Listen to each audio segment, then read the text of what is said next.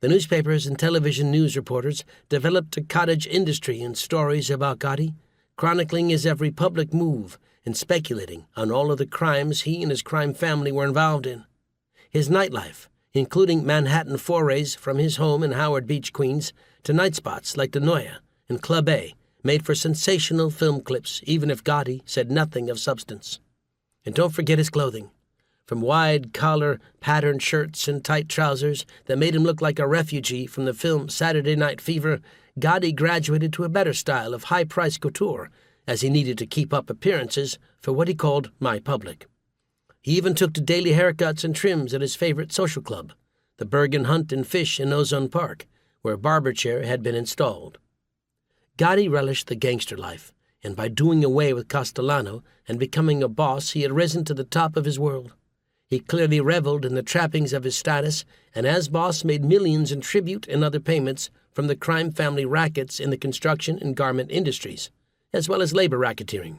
Some estimates place the illicit yearly gross income of his Borgata at $500 million, and Gotti was getting his piece of it and amassing a fortune that reportedly hit between $20 million to $30 million. The latter amount not inconceivable, given that his friend and Bonanno boss, Joseph Messino, had $10 million in assets he had to give to the government when convicted of racketeering in 2004.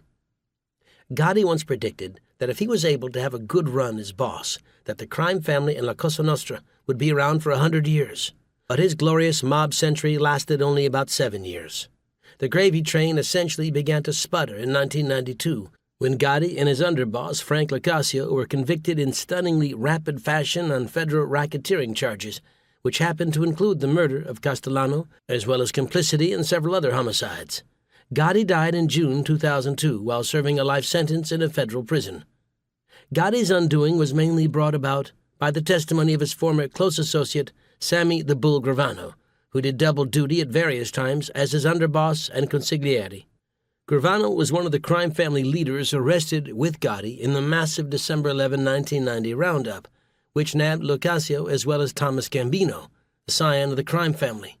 Faced with the prospect of a life in prison, and after learning that Gotti had badmouthed him, Gravano decided to cooperate with federal prosecutors and testify against his old boss. In fact, Gravano became an ally of Gotti late in the game, having earlier been more aligned with the wealthy and businesslike associates of Castellano than the blue-collar, thuggish Howard Beach clique Gotti represented.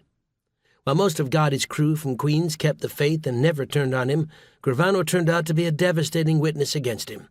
Sentenced to the rest of his life to the federal penitentiary in Marion, Illinois, Gotti found it increasingly difficult to run the Gambino family, forced as he was to rely on the haphazard visits of some lawyers and his family members to serve as conduits for communication.